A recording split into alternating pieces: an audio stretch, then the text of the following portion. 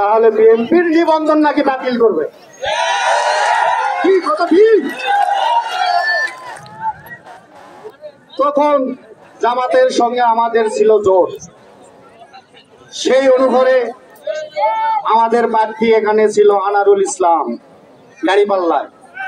কিন্তু এখানে কথা আছে, সে দাঁড়িপাল্লায় নির্বাচন করেনি, তার মার্কা ছিল ধানের শীষ। নির্বাচনের দিন ওরা সারা রাতে যে ভোট দিলা বাক্সতে ফেলে। 12 সাল থেকে বিএনপির সাথে জড়িত হই এবং 2014 সালে হরতাল অবরোধের কর্মসমর্থনে মিছিল মিটিংয়ে জড়িত ছিলাম। আমি আরো অংশগ্রহণ করছি রংপুরের মহাসমাবেশে।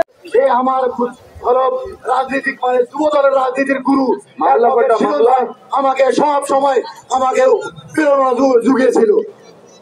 আমার কোনো মামলা নাই, আমার কোনো মামলা নাই, আমি তো কোনো সদস্য ছিলাম না, আমার মামলা পূর্বে থেকে আমার কোনো মামলা ছিল না, কিন্তু খুব ভয়ে ভয়ে বেড়াতে হয়েছিল। এক এক সময়ে এক এক প্রকারের এক আসতো যে রাস্তাতে চলতে দিতে পারতাম না।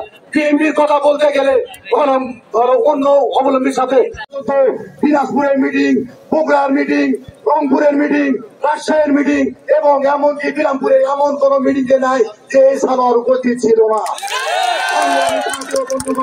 কিন্তু এখন এখানে বুঝে দেখা যাচ্ছে যে নতুন নতুন সাথী সংগ্রামী বন্ধু গেছে জীবন চৌধুরী, শাহিন ভাই এবং আরো মঞ্চে উপস্থিত আছে দিনাজপুর জেলা যুব দলের আহ্বায়ক মাসুদুল ইসলাম মাসুদ ভাই।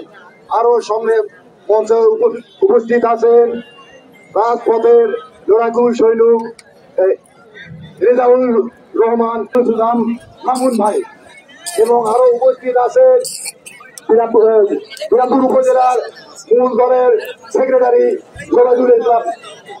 উপস্থিত আছেন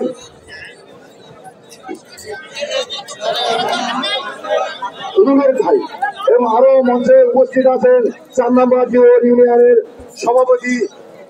সভাপতি শেরি চাচা, আরো উপস্থিত আছেন সাধারণ সম্পাদক এবং মঞ্চে উপস্থিত আছেন আমার নাম বলার দরকার নাই, রাজনৈতিক গুরু মীর মোহাম্মদ মুস্তফা মীর ফুবা। আমার রাজনীতি শুরু 13 সাল থেকে 13 এবং 14 সালের মতো প্রতি সময়ে doctor AGM Zahid sir calendar বাইর করেছিল, শুভেচ্ছা ঈদের শুভেচ্ছা ক্যালেন্ডার।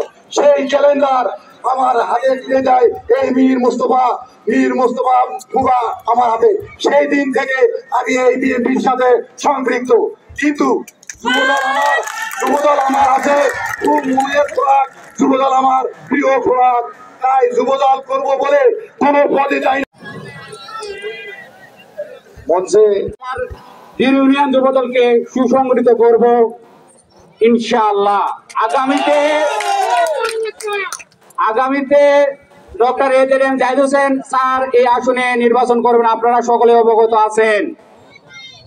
জাহিদ স্যারকে হাত শক্তিশালী করব ইনশাআল্লাহ।